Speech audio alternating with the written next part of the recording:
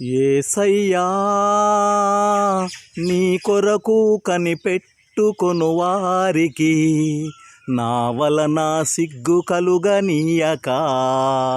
ప్రభువా ఆసక్తితో నిన్ను వెదకు వారికి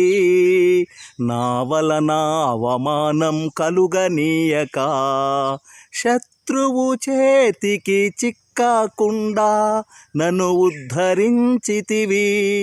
ఊబిలోనికి దిగిపోకుండా నన్ను కాపాడితివి నీ కృపా సత్యము నీ వాత్సల్యము నా తోడుగా ఉన్నవి నన్ను కాపాడుచున్నవి కృతజ్ఞతాస్తుతులతో నిన్ను ఘనపరచెదను.